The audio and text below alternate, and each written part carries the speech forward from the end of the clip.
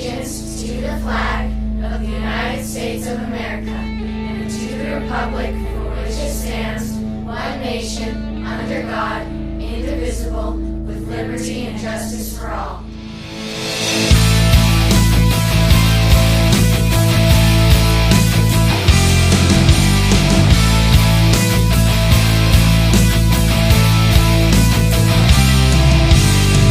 Don't label us left or right. We are American. Not looking for a war, but we came to fight. We are American. Somebody's gotta stand up. Stand up. Somebody's gotta do what's right. We're rising cause we're fed up. Got our house in order and got yours in sight.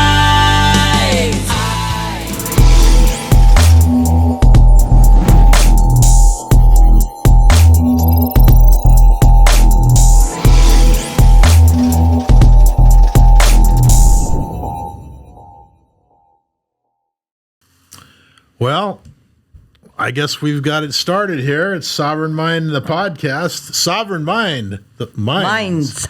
Well, you know, I was kind of thinking mind. A lack thereof. Don't look at me. I can't help you guys. What are you saying? I think maybe you had a lack of oxygen this morning, maybe? Well, you know, Anyway. just like when we were kids and, you know, the choke thing.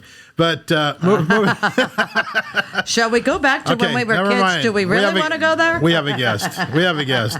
It's February 28th. Let me turn up my thing so I can hear you here. I can't hear myself. There we go. February 28th, 2022.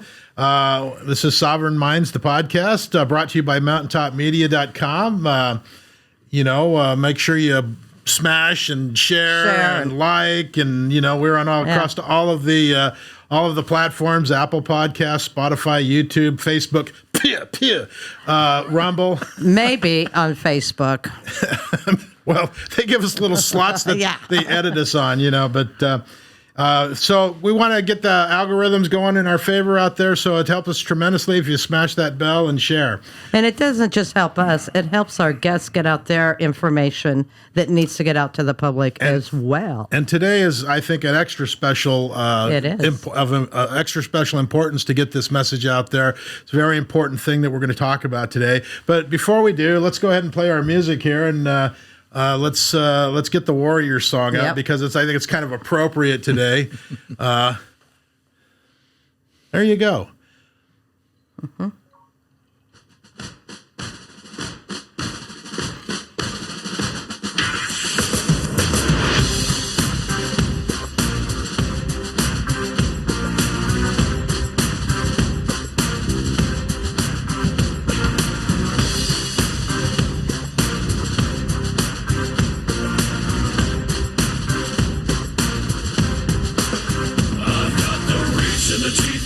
Machine with a need to bleed you when the light goes green. Best believe I'm in the zone to be.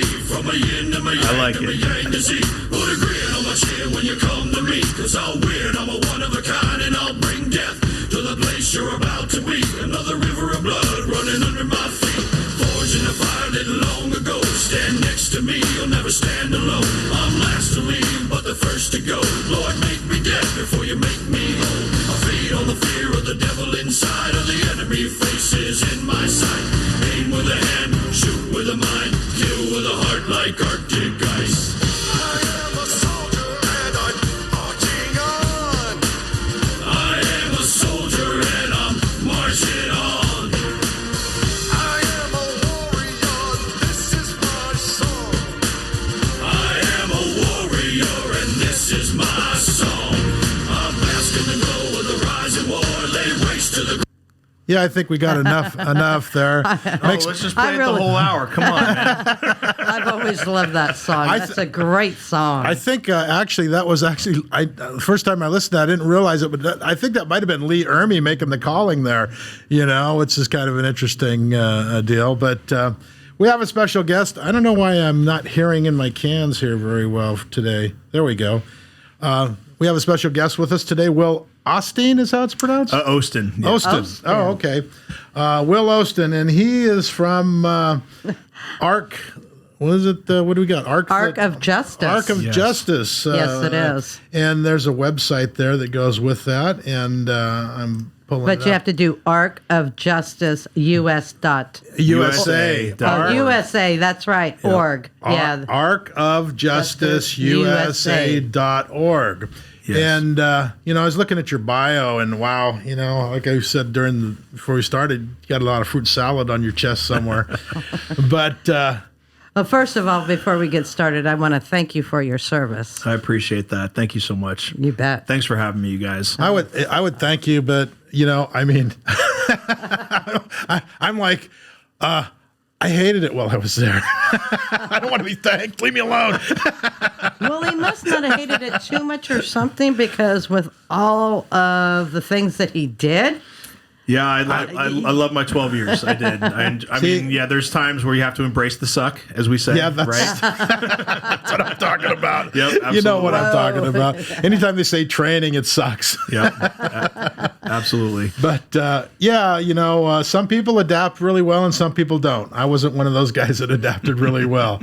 But you're a major retired? Yes. Okay, and so I was looking at your bio, and man, it's pretty impressive, the SEER training and special forces, and, we've got Bronze Stars, and, I don't want to go on too much about all that stuff, but maybe you could give us a little background. I mean, how did you end up, for me, you say you're an attorney and you went airborne, and I'm thinking, the first thing they ask is, you want to go airborne? And it's like, why would I ever jump out of a perfectly good freaking plane? That's right. And being an attorney, I'm talking everybody else into jumping out, That's right. So tell us a little bit about what happened. Yeah, sure. So I grew up outside of New York City. My dad worked in Manhattan for over 20 years. He was there on 9/11. I had a wonderful upbringing, very patriotic, loving parents, and we'll kind of fast forward to 9/11. So I had just gotten married in July of 2001. And of course, 9/11 happened. Yeah. So I was ready to join, right then. And some of my advisors, just said, hey, the wars are going to be over with before you get through boot camp. Because at the time, what the paradigm was the Gulf War in '93, which was over in a matter of months. That didn't age well, did it? No, it didn't, right? So I'd been accepted to Pepperdine Law School, and they were like, "Listen, you just need to go, and listen, if the wars are still going on, you still want to serve, then you can." And so, of course, we invaded Iraq in 2003, right? So for me, the real impetus was, and maybe you guys will remember this gentleman named Pat Tillman. I do. Yeah. Great, Who did he play for? It was the Cardinals. The Arizona Cardinals. So for your listeners, he was an NFL football star who gave up a $3 million contract and his life. And his life. Yep. So he enlisted in the Army Rangers, to make like $20,000 a year, deployed to Afghanistan, was killed in a friendly fire incident. I believe it was on April 22nd, 2004. And so I was at Pepperdine, and Pepperdine is like, in Malibu overlooking the Pacific Ocean. I know somebody else that graduated from Pepperdine as an attorney. Yeah. And it's a pretty prestigious school, but it's a very Malibu-ish Southern Cal thing. It's a tier 1 top law school, but it's always ranked like number 1 for like campus beauty or beautiful campus, like U.S. News and World Report. So, hey, somebody has to suffer at law school, so it might as well be me. It's a dangerous job. Someone's got to do it. So when you were there at Pepperdine, not to go too fast here, but what was your expertise? Tort law, criminal prosecutions? What were you doing? So in law school, you don't major in something, but what I gravitated towards for my electives was constitutional law. I see. At the time, Ken Starr was the dean when I went there. And he, of course, is like a major constitutional law expert. So I actually got to take some First Amendment classes with him. And then I was so drawn to kind of just the political world that I ended up doing a joint degree there. So I got a master's in public policy and international relations from Pepperdine, as well as my Juris Doctor. Because at the time that I was there, I still didn't expect to join the military. So, and here I thought you were smart. I totally did it. I totally did it the wrong way, quote unquote. You know, some people, they go to West Point, get their education paid for, and then they actually join the military, serve for 4 years, and then they get picked up, and the military will pay for them to go to law school and pay for them to, they'll pay them a full salary while they go through law school. Right. And so I did it the opposite. Like, it was like during a time where they weren't, repaying loan. I was in this like very small niche where like I paid for everything back to Pepperdine, and I just joined for pure patriotism. That's fine. It is what it is. But it wasn't very smart financially.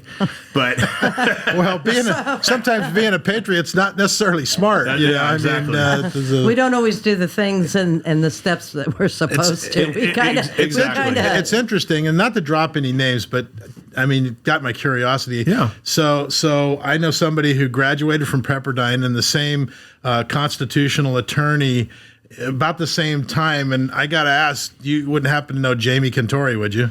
I don't. And so for me, one of the downsides of doing the joint degree is, you end up like being off with your class. So the guys I went into Pepperdine with my first year of law school, then my second year I went into the master's program, and so then your first year cohort kind of goes on, and then you're jumping back and forth, and you don't really get to like know anybody. I knew it was a long shot, but it would have been weird. It would have been, yeah.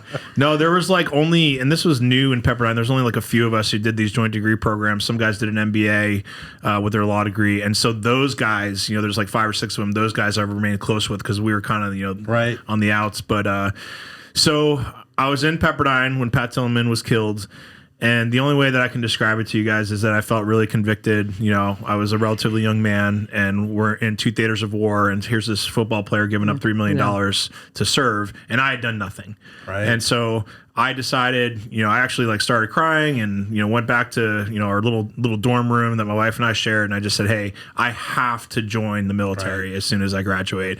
And, a lot of people were like, you're crazy. You're going to have $200,000 in debt. You're going to make $30,000 as a first lieutenant. Like, what are you doing? But it didn't matter. Like, I just had to serve. And at that point, I had only anticipated just doing my initial 3-year commitment and then going on to do something else. But as you alluded to in the beginning, I loved it. Like, so I loved it, and I got, I deployed right away.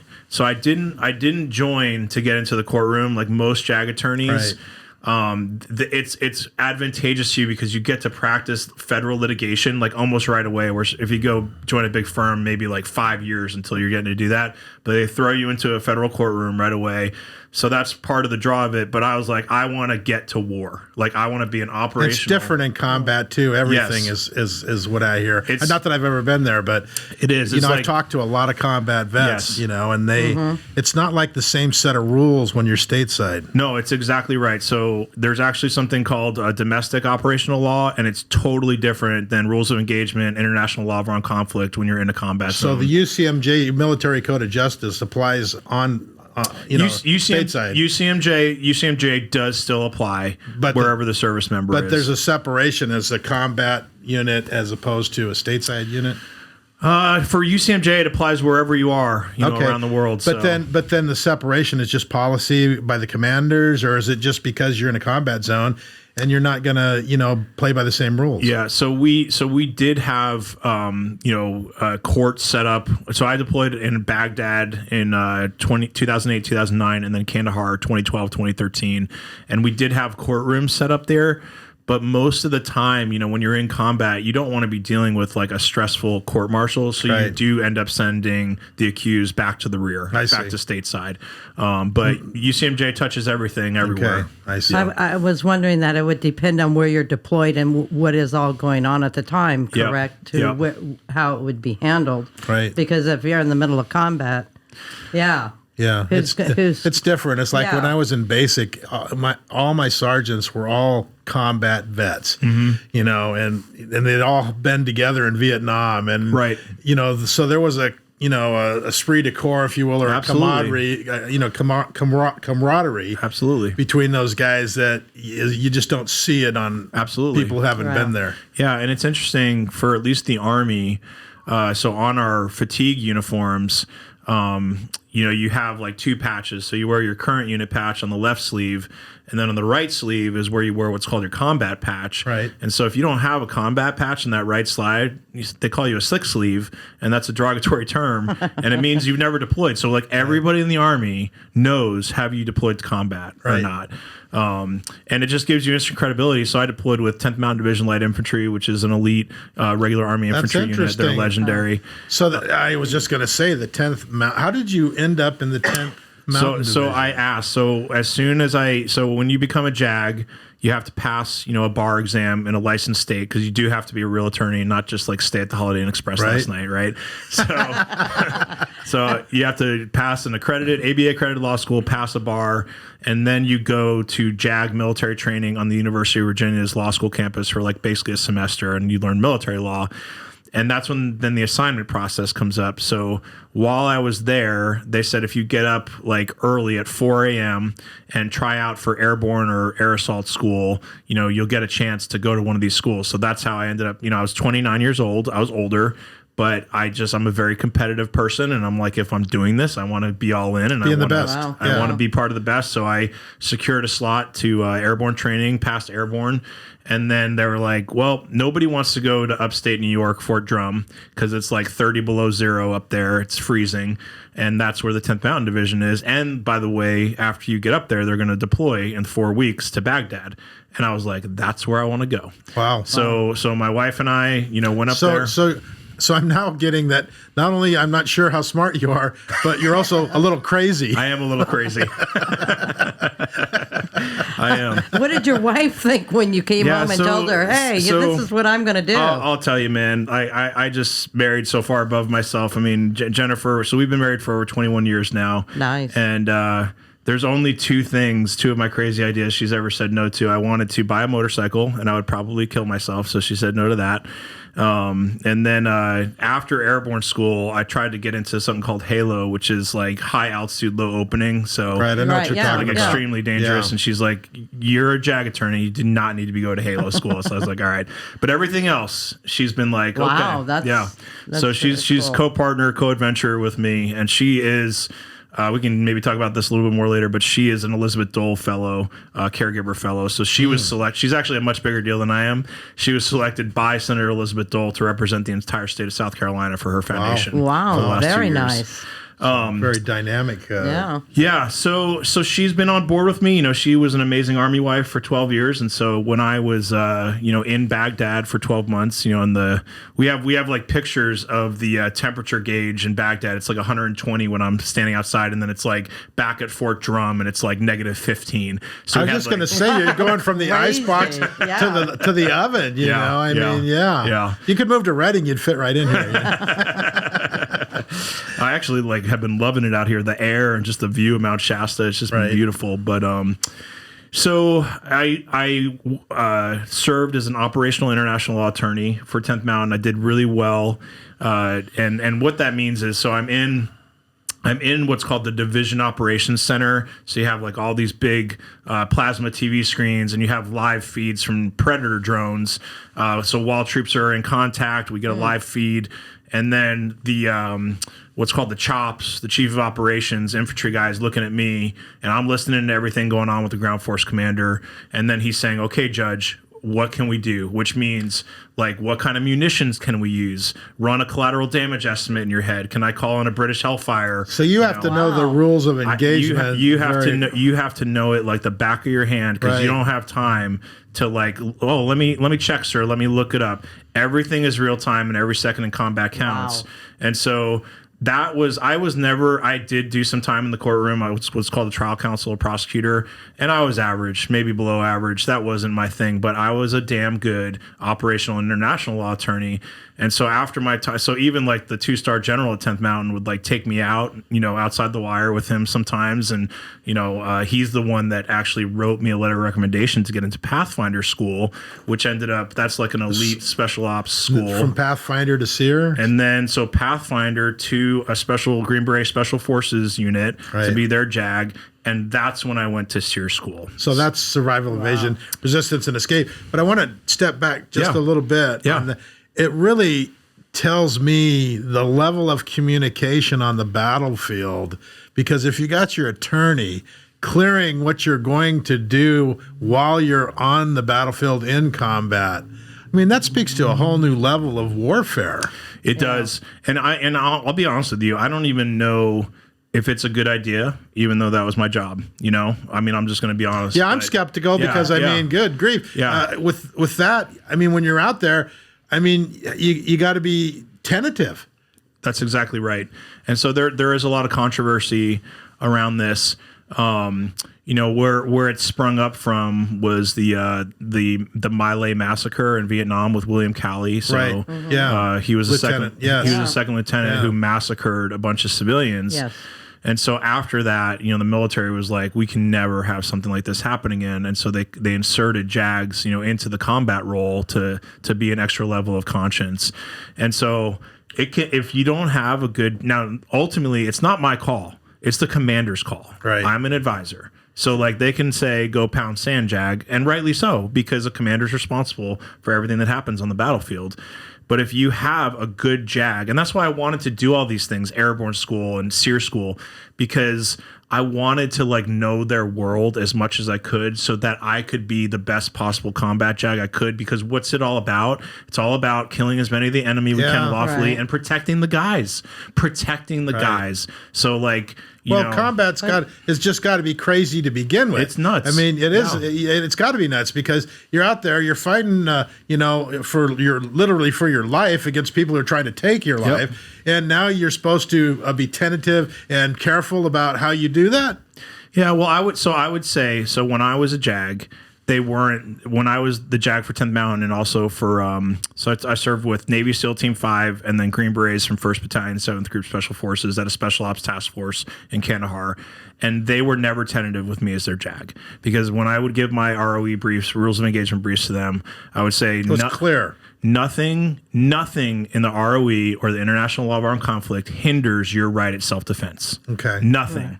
And I will never, ever give advice where, like, if you're in a dangerous scenario and like maybe I don't know everything on the ground, you know, maybe the word didn't get back to me. There's nothing that I would say to the commander, like even if something goes wrong and there's civilian casualties, there's nothing that I would say if you felt like your life was in self-defense. Right. You know, if you use lethal force. But I would think that you're one of a kind with that. Now, is all JAGs that way?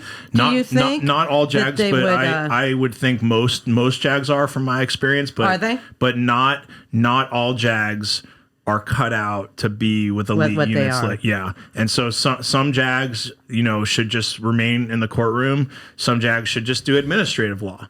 You Right. know, like there's all different kinds of JAGs. Right. But there are a lot that I served with that were really good. Now, I'll tell you, one of the best things, so when I was medically retired after 12 years, one of the best things that was ever said to me was by some of the Green Berets that I served with, because my wife like contacted him and was like, hey, Bill's sick, you know, Will's sick, he's getting medically retired, write something to him. And so, you know, some of the former Green Berets and the basically the chops in Kandahar, and so I was a captain at the time. He was a Green Beret major, and so him and I would like always discuss all these things. And you know, you're part of the planning operation, and then Right. obviously the execution. And so he said there was nobody better than Will at protecting the guys that I ever have served with. Wow, that's nice. And that was like the highest awesome. praise. And then he also went on after that deployment to serve like a year later in Kabul. And he didn't have a good JAG. And they actually, but that JAG, interestingly enough, was not a no person. He was a yes man. So there's actually some times where he should have been like, hey, this is a little bit harebrained, and there's going to be some like unnecessary civilian casualties. So what I would try and do is I'd be like, okay, here's the mission set. We can't do it lawfully the way that you want, but I'm going to get to yes. Let's do it this way, and that will protect us, protect the guys, and protect our reputation. You know, from CivCas. Sure. So he was in Kabul, and he had a yes man JAG who was intimidated, because the Green Berets, Navy SEALs, they're intimidating. You know, they can be. You think? I would imagine so. And so he actually, I saw him a couple of years later. This is before I retired. I heard this like booming voice, Osten, you know. So he's like, we're going out to lunch. And at that lunch, they had a ton of unnecessary civilian casualties in Kabul. And like he got investigated, he got in a lot of trouble. And so he was like, I'm just so grateful that like you spoke the truth to me and you found ways for us to complete the mission with protecting the guys. Right. And so I'm like super proud of that. Like, I don't think I'm a Green Beret. I'm not a special operator, but I played my role, my small role in the battlefield to protect our guys. And I was part of what they call the kill chain, and we killed a lot of bad guys over there. And I have no compunction about that. And I'm very proud of it. Wow. So. Wow. Amazing. That's amazing stuff right there. I mean, that's stuff that you would never hear or know about unless you're sitting and talking with somebody like Will here, because well, most they don't even let that, Well, my experience with most combat veterans that I've known, and I've known a few, is they don't want to talk about any of it. Right. They don't want to even go there because it's either too painful or for whatever reason. Well, it depends too what they were doing.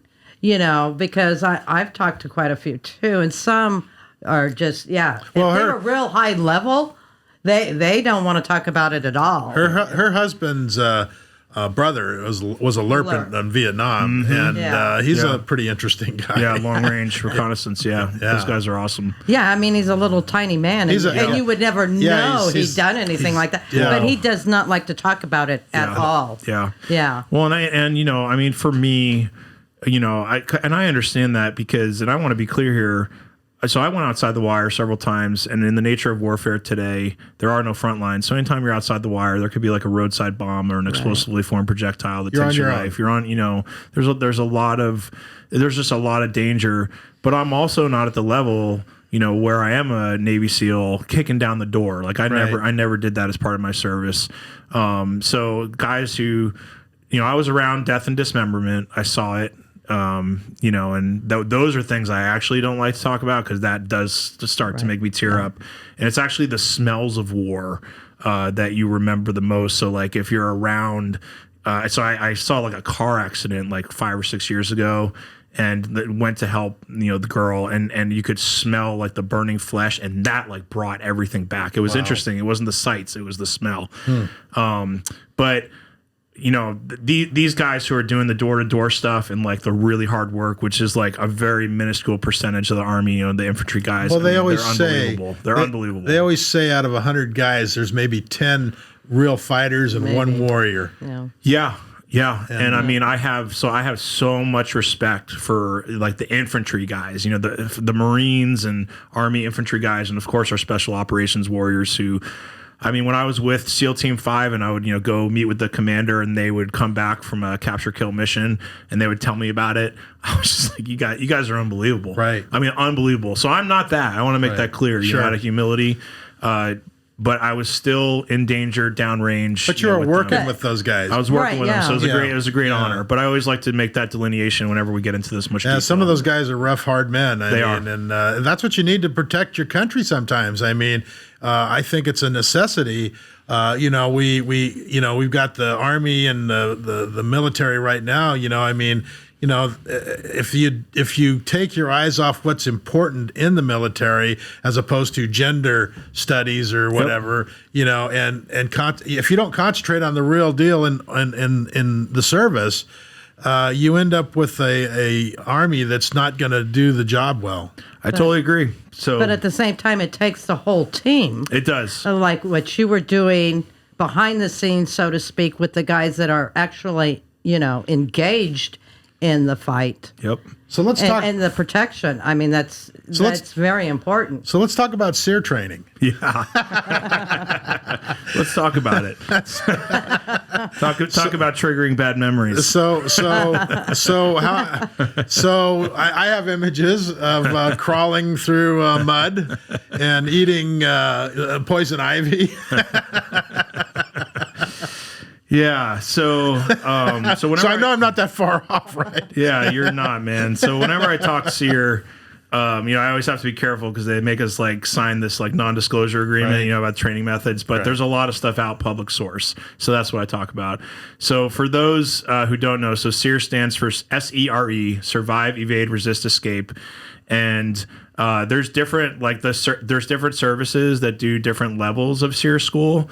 And this is kind of where I guess like the brotherhood camaraderie trash talk comes in, because like what I did was the Green Beret SEER school for Green Berets going through the qualification course. There's different levels of the SEER training. So, the Air Force guys listening to this are going to get mad at me, but we call them the Chair Force, and their SEER school is a vacation on the beach compared to what I went through. I'm sure they'll say the same about Some- SEER. They will. It's a constant Some things conflict never there. change. Some things never change. Come on, Air Force people. I got a lot of So respect when we for first started this program, he was saying, well, I don't know why you wanted to jump out of airplanes and stuff. Now I know you must be absolutely crazy on one aspect to want to do that. Well- when you're a lawyer, a JAG, and then go to that. Yeah, I mean, I can picture him going out the It's door like- going, I'll see you in court. Yeah, with my briefcase here, I'm going to go, low crawl in the mud, So I do have a great airborne school, but then story, and then we'll get back to, because I am a little. This is one of the craziest things I've ever done. So when I went to airborne school, I had contacts, and I was not at the safety brief at the initial entry where they said, "Hey, you cannot jump with contacts. You have to wear glasses." Just fly out of your eyes. What? Well, I think they get concerned, and they just Lot for of whatever pressure. reason, yeah. So I am getting ready. So I go through the 3 weeks of training. I'm getting ready for my first jump. You're all like, 3 whole weeks? yeah, 3 whole weeks with contacts. So I'm like, and if once you're about to get ready to jump, like, so you have all this like harness on, the jump masters come by and they like, strap it down hard, and you're just sitting there.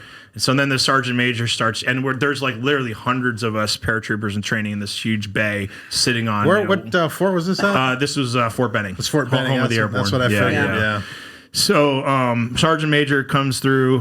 They call them the black hats. They wear a black baseball cap, and he's like, "If any of you, MFers have contacts in, I'm gonna UCMJ Article 15." And I turn to my buddy and I'm like, "John, like, am I?" And he's like, "Dude, didn't you listen to Safety Brief?" I'm like, "No, man," because I was like dealing with something else.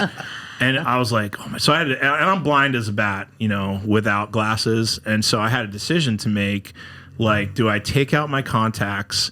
Do I try? Because he's the black hat's walking down. He's like looking in our eyeballs. Yeah, he's watching you. He's And, like, Close your eyes in. when you're jumping out the plane. What a terrible story that like the JAG gets like UCMJ Oh, yeah, for I can see that. Like, Yeah. So what are they going to yeah. send you over to CCF or what? Yeah, so, your career's over, buddy. So I'm like, all right. And this guy actually, so John Stewart, this guy actually left the JAG Corps to become a Green Beret. He's one of my heroes. So I'm like, John, like, if I take out my contacts, can I trust you to hook me up in the plane? Because you got to like hook up, Hook up, jump yeah. up, Hook up. shuffle So you to can the go to the door. door, Yeah. So he's like, "No, dude, like this is our first jump." I'm like, "I am not going through 3 weeks of airborne," and like This is so Army. this is so, and this was one of But the I can't see to hook up. this was one of the dumbest things that I ever did. But I was like, I don't know, it's just testosterone overload. I was like, I am going to get my jump wings. So I took out my contacts, couldn't see. So just basically stayed on Stewart 6. He hooked me up. And, it actually like helped me being blind, jumping Right. out of the plane, I think. So, White You cane. can really be afraid if you can't see what's going on. Exactly. You know what I mean? It was beautiful. The one thing I got out of my service was this. An extra supply of coyones. That's right. The one thing that you get out of basic AIT is, and it's kind of stupid in a way when you think about it, is you become not afraid of pretty much anything. That's exactly right. And they do it on purpose, obviously, course. because when you go into combat, if you're out there shaking shivering in Of your course. in your foxhole or something, you're useless. Yeah. But that's why that's such a good story, because it's like, I'm going no matter what, I'm going blind, see you in court. Well, and at that point, you've gone through like 3 weeks of miserable training, Right. And I'm like, man, I paid a price. Like, I am not throwing away the price that I paid. I am getting And those. anybody- I'm not going to wings. give up. I'm not going to give up. And anybody who hasn't been in training doesn't really understand what Yes. you just said. Right. Because it's it's almost a nightmare. No, it's the suck. It's embrace the suck. It's embrace the suck. All right, so SEER school. So I actually didn't really volunteer for this. They say that I did. So Was like, go back to the contacts? Did they say, okay, buddy, we know what you Yeah. did. Here you It's go. one of those things where everybody steps back. no, so it's like this is like 3 years after airborne. So I'm about 6 months in as the JAG to this Green Beret unit. And, I'd already served and deployed with 10th Mountain, and had like 2-star general, letters of recommendation Pathfinder. Right. So I thought going in, okay, I'm good. Like my resume is set, but it wasn't. You just have to prove yourself at a whole new level. And over and over. Over and over every day. And the only easy day was yesterday. That's what they say. And so the commander at the time, now my eventual commander, Colonel Patrick Colleton, I'm very close with, served with him for 2 out of the 3 years. He's amazing. But my commander before him was a little bit of a difficult personality, and he wanted another JAG to come to the unit, but he doesn't control that. And so it was me. So I was already like persona non grata when I showed up. We called them asshole. Yeah, exactly. So the executive officer came to me one day in my office and was like, hey, the battalion commander wants you to go to SEER school. And I honestly, I knew kind of what SEER school was, but I was like, okay, like how long is it? And he's like 3 weeks. And so I was like, I had like some courts martials coming up, and I'm like, all right, sir, I'll do it. And this is like in December of 2010. So it's like super cold. And this is in the bowels of Fort Bragg, North Carolina. So I was like, all right. So then I told my JAG supervisors, and they were like, you will not go to the Green Beret school. Like they actually like do really bad things to you there. They make you eat stuff that you wouldn't normally eat. They call it Camp Slappy. We'll just keep it at that. All right. They can lay hands on you. And I just decided, so I started talking to some of the team guys, the Green Beret A teams. And their eyes got big, and because the Green Beret goes through almost 2.5 years of training to become a Green Beret. It's like the best military training in the world. So Ranger School is 3 months. I think Navy SEAL Buds. I'm not sure how long that takes, but I think it's less than 8 weeks. 8 weeks. 8 weeks. I think it's 8 weeks. Yeah. So to become a Green Beret, you have to go through like 5 different phases, 2.5 years of training. That's a lot. It's a long pipeline. And you're considered in training that whole time. That whole time you're in training. You're in TRADOC. Yeah. No wonder those guys are tough when they come. Yeah. And each segment, has like a different. So one of those segments, they're learning a different language, because they're the warrior scholars. So they're using their minds and their bodies. But they call the crown jewel of the 2.5 years is SEER school, because its purpose is to put you in such a state of absolute hell that if you do get captured by the enemy, it's not any worse. That's exactly right. Yeah. So the purpose is so that you can return with honor. So you don't break under torture or interrogation, and it gives you the tools to return with honor. So it was literally the worst 3 weeks of my life, but also the best 3 weeks of my life. Because I'll tell you guys, I came out of there. And when I went to Afghanistan a couple of years later, I had so much more confidence when I went outside the wire.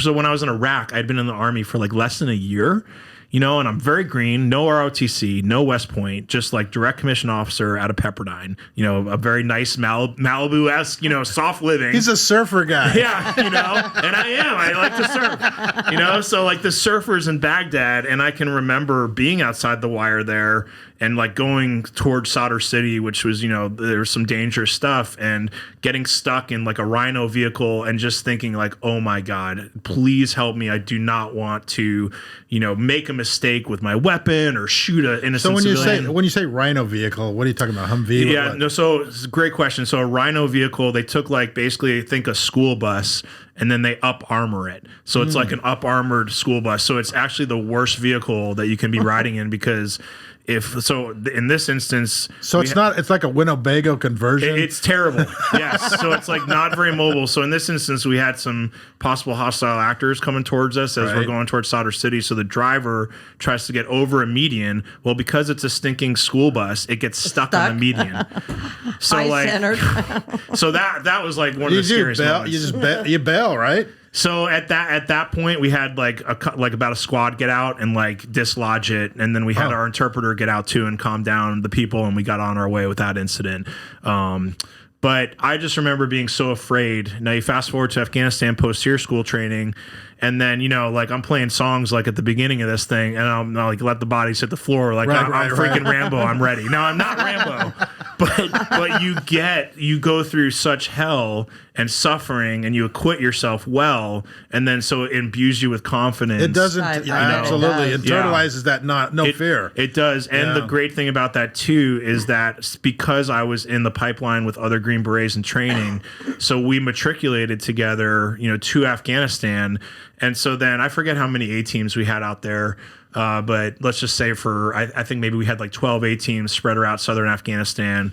And so when I would go out and meet with like them at their what's called Village Stability Platform, I had been through about like 5 of the A team leaders. We had been through SEER school together. Right. And so like they had seen me in SEER school and how I acted. And I'm not selfish. I'm taking care of, the buddies. I'm going to take a Right. beating. So like the buddies having a hard time. And I had instant credibility with them. And you don't have to you don't get to wear something on your uniform. When you go through SEER school, it's called you wear it on your heart. And it's not like a medal or a combat patch, but they know. So that gave me so much credibility with these guys. And it's just taught me so much about the value of suffering and leadership. And so it was all worth I've it. always said there's purity in suffering. There is. And people do not know. understand that a lot of times. Yeah. So I don't welcome suffering. I don't look for it. But when life presents it, I do, I don't try and just go into the victim mentality. I'm like, okay, there's something to be learned here. Absolutely. And this is going to make me stronger. This is going to forge the steel even It's harder. not what happens to me. It's how I react. It's to exactly right. What happens. That's to all you me. can control. Yeah. So would you do it all again? I would do it. You would. I would do it all again. Now it's confirmed. It's confirmed. He's absolutely crazy. He's off the charts. He's lost his mind. I don't want to do it again, but like if I had to do it again for some reason, my body is much more broken now with the diseases I'm battling from Afghanistan. But I would hope it's a mental game. It's not as much physical. It's a mental right. game. If I had to go back to basic training, they'd have to tie me to a Jeep and drag me through it. So you don't regret really what you did and what you experienced No. and everything that you went through. No, I'm super grateful for it. And, maybe to kind of shift gears here, like into the illness and like the Arc of Justice origin story. Right. So when I was in Afghanistan on that deployment, so this 2012, 2013, they think I was exposed to something that they call an environmental toxin.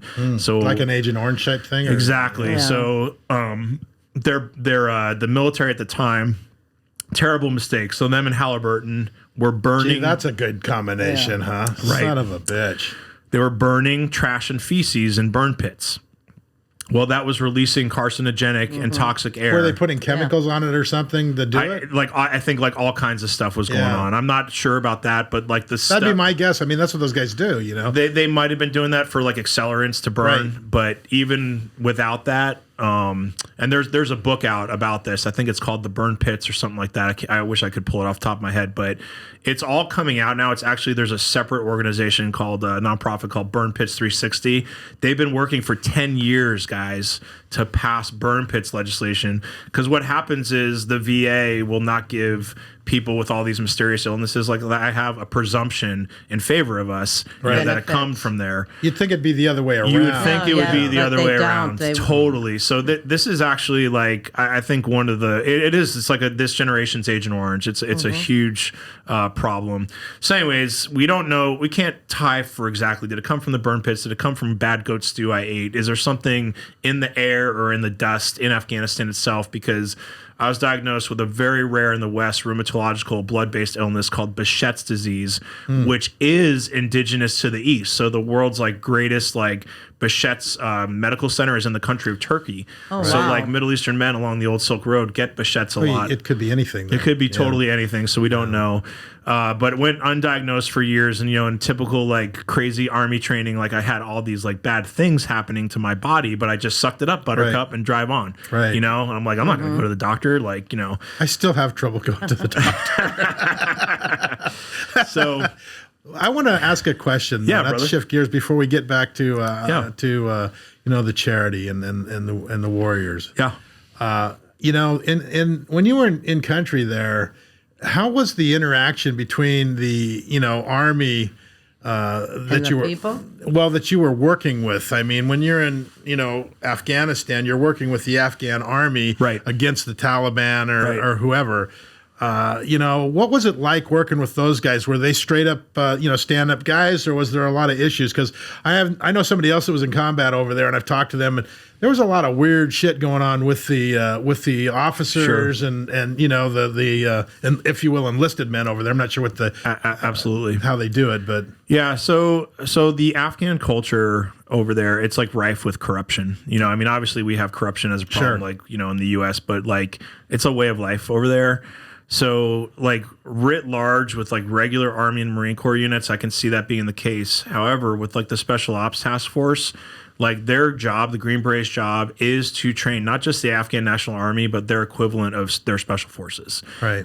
So they were called the Commandos, and so you just have like a more elite cut of like these Afghani commandos, and I have a lot of respect for them because these dudes, we're seeing it now with the disastrous withdrawal from Afghanistan. Right. Their lives are in danger, and so these guys, really put themselves out there. There's still quite a few there. Listen, there are, even though the mainstream media is not covering it, there are still Americans over there that have not been I heard rescued. it was in like thousands. Yeah. It's ridiculous.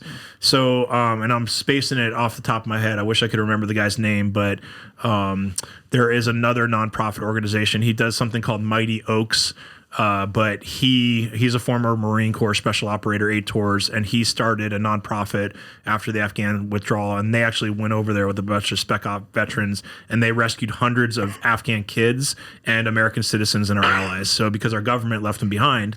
I heard somebody else was going in and doing that. There's a lot of people doing it. There's like Operation Pineapple, I think it was called.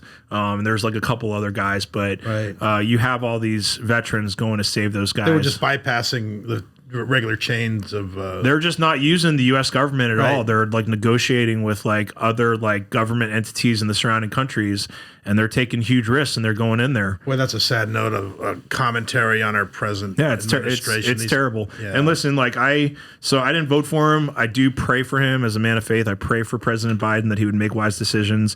But on the Afghanistan withdrawal, I believe that'll go down as one of the greatest travesties ever committed by an American president, in all time. Yeah, I struggle with that.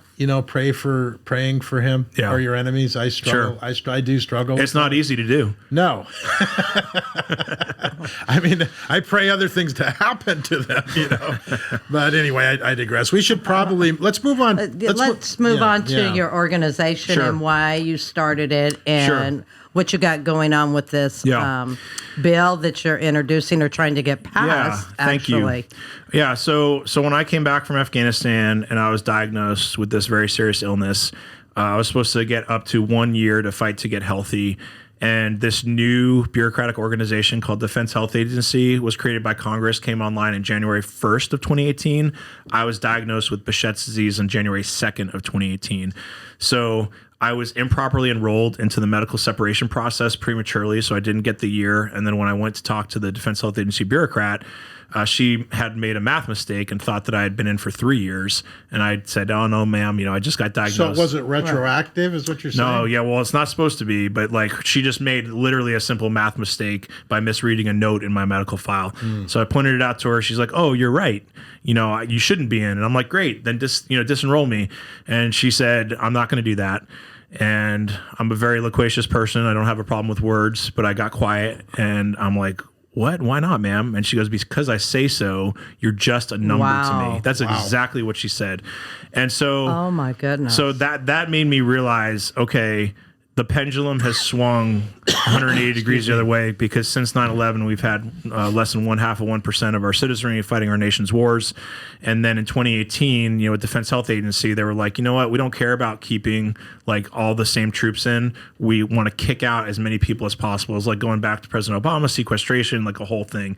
So I realized, in that moment, okay, if they're doing this to me, this is like a blatant wrong. How many people are they doing it to? Yeah, if they're doing it to me as a field grade major, with a tier 1, law background at Pepperdine, special ops, I'd served as you might even have some tools to defend yourself. What about the guy that doesn't have anything? That's exactly right. Yeah. So I fought hard. I served as a general's aide for 3 different generals, and 2 of them went on to become the 2 most powerful JAG generals in the entire Army. They got promoted at the Pentagon.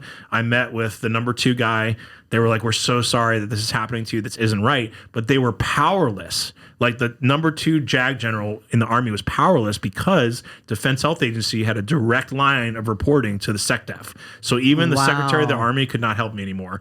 So I was That's like, insane. How sad is that? That is so sad. It is insane. Yeah. And I even went up all the way up the Defense Health Agency chain of responsibility. And at the top there, they were also like, we're so sorry for what's happening to you. It was wrong, but they blamed the Army. It's the deep state. It really is. So It's the deep state. So two entities pointing the finger and blaming each other. So I said, there's a gap. And that's exactly, you guys already hit the nail on the head. So I'm like, if they're doing this to me, what are they doing to the 19-year-old private? Well, he has no hope. So I started Arc of Justice. Advocates for Wounded Warriors launched nationally with Shannon Bream, Fox News at Night on Veterans Day 2019. I didn't know that. Interesting. Yep. So that's on the website, arcofjusticeusa.org. She was very, very gracious to me to allow us to launch nationally on her show.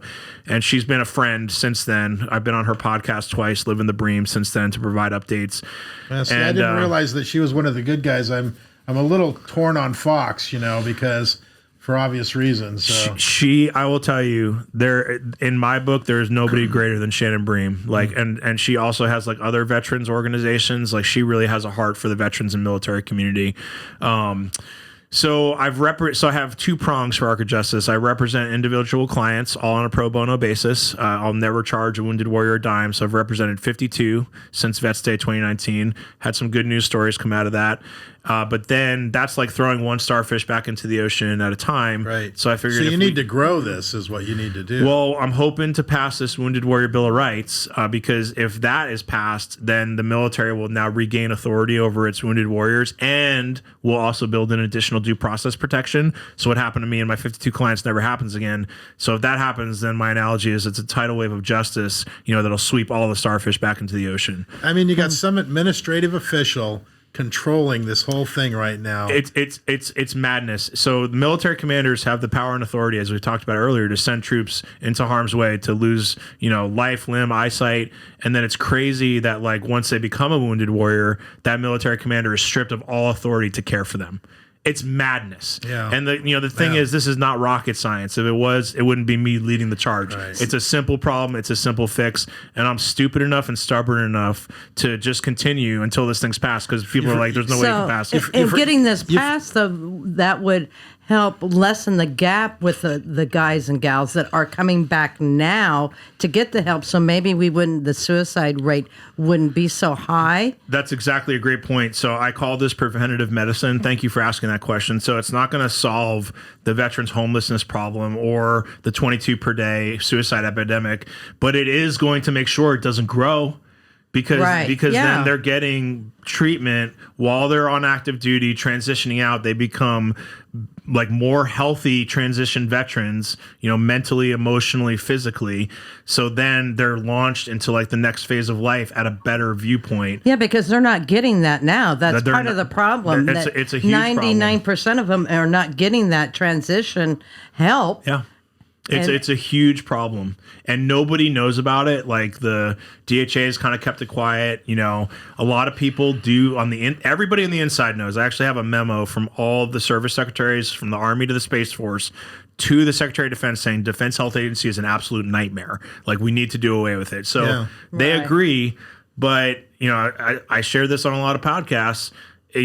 Defense Health Agency is the Pentagon's baby. It's like professional staff members, like the swamp gnomes, in Congress. Yeah. It's their baby. So it's like a Seinfeld episode where I'm calling their baby ugly and they just get offended. They know it's the right thing to do. They all know it. But there's money there too. Yeah. There's money there too. It's a $50 billion annually budgeted bureaucracy, this Defense Health Agency, over 10,000 employees. So how can people help you, or what stage are you at in getting this bill passed, or what Thank you for kind asking of help? That. Or great question. So the biggest thing we need, and I used to be very hesitant to ask for this, but we just need donations. We're 501c3. It's only me and my wife right now. I'd like to hire some other staff because we are so close. So we have House Resolution 6043. It's actually in the House. It's legislation. 6043. You can follow it on congress.gov. You just type in HR 6043, can sign up for updates.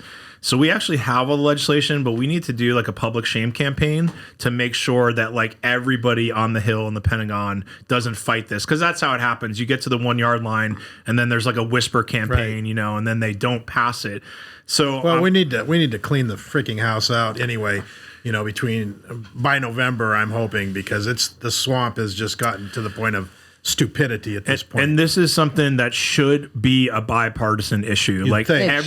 everybody. So thus far, we only have strong Republican support, and we have senior Republican support. We have Rick Scott in the Senate from Florida, and then we have Brian Mast, who's a congressman, Wounded Warrior himself from Florida, and we also have Kathy McMorris Rogers, who's the fourth-ranking GOP, in the GOP caucus. So well, maybe we get a hold of our guy here, Doug LaMaffa. That would be great. And, I've heard his name a lot. Yeah, Yep. and we'll see if we can get some help from him. And it's as easy as literally, I mean, everything can be Googled right now, so easily how to contact your congressman and senator. And all your listeners have to say is, we support the Wounded Warrior Bill of Rights, HR 6043. I want you to co-sponsor it. It's that easy. So we should cover I'm looking at the website, the 5 points of key points of participation.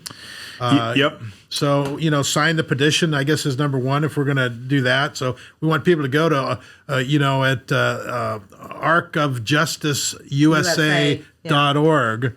And maybe we can put something up when this thing goes and then like the second one is, do you believe in our mission? How could not anybody believe in what you're trying to accomplish? Because if you have any... So fund it. Yeah. Fund it. Get some money over there. It's a tax write-off, and I've been told by like all of these experts, when they talk to me and they're like, so how much money do you have? How much staff? Like in the millions of dollars and like a staff of 20? I'm like, no. And they say the return on investment, the ROI for what Arc of Justice has done in less than 3 years is unheard of. Right. So, and we're doing this is the last thing I'll say about that is we're doing this as a campaign plan. So I'm not looking to like 5 years from now still be doing Arc of Justice and fundraising. So you're going to jump into the arena, is what you're saying? As far as possibly, I don't know what God has for me, but I am going to, as soon as the Wounded Warrior Bill of Rights is passed, I'm either going to shut down Arc of Justice because we're mission complete. I don't want to become a bloated nonprofit, that's outlived its purpose. Right. Or I'll repurpose it. I love America, and so I might instead of the subtitle of Advocates for Wounded Warriors, I might do Reclaiming American Promise or something like that, and start writing and speaking on the greatness of America, right, because it's so much under attack right now, and go back to the wisdom of the founding fathers. I think the pendulum is swinging back. I agree, and I think that you're going to start seeing a lot. I mean, we've proved it here in this county with the recall of one of our boards of supervisors, but we're seeing that across the board in a lot of different ways, in a lot of different projects. People have had enough, I think, of this crap. Yeah, I agree. And what I really like about this, like I told you earlier, I do belong to some veterans organization, is this is something that it benefits all veterans. Right. It's not directed individually, and not to put down some organizations, but they kind of pick and choose who they help. Sure. And I'm not trying to badmouth them, but this is a blanket for all to make that gap smaller. Yeah. And make their lives better for what they've done for this country. Yeah, that's right, Lynda. I mean, what I say is, if we are mission successful, then all of the other 55,000 veterans and military nonprofits, their jobs actually get easier. Yeah, so exactly. we help them, because then there's less broken, disabled veterans going out into the communities. So it's a no-brainer. Yeah. Well, and I've got the email Arc of Justice USA at Reagan. At Reagan.com. Reagan.com. Yep. I've got an address. Do you have a phone number that you want to give out? No, I don't. Okay. Oh, come on. Well, go to the website. Before we end this session, I do want to say it was such a great pleasure to have you here. Thank you for sharing your story of all of the time in service that you did for this country. Thank you. I really respect that, and thank you. Thank you both. It was a pleasure to be on. Very good, absolutely. And I guess and we would love to have you back in the future and give us updates anytime. And I need to get your contact information directly, so I like we talked earlier. I will give you my phone number, Lynda. I appreciate that. I like that. Maybe we can get a T-shirt made for the next time, Stones of Iron or something. A little logo on the back. I don't know. We'll have to ask Terry about that. Yeah, we you gotta got give something Terry about a shout out. If you're Jag, you have no brain. You jump from planes or something. I think I like Terry's nickname better. All right. Well, All right. Well, I thanks guess again. I guess, and I would love to meet your wife sometime. Yeah, absolutely. And I saw her picture, and I can tell why he said he bought up. Yeah, so she keeps getting more and more beautiful while I degrade, as the years go on. looks like We're two- going in different directions. Two beautiful girls, it looks like, too. Yeah, I do. I'm a blessed man. All right, so You're a let's beautiful see. person. I guess we'll end it for this week. And as always, government is not reason. It is not eloquence. It is force, and force like fire is a dangerous servant and a fearful master. And I We'll guess see you next that's week. all for this episode. Yeah. Thank you. Thanks, Will. Thank you. You bet.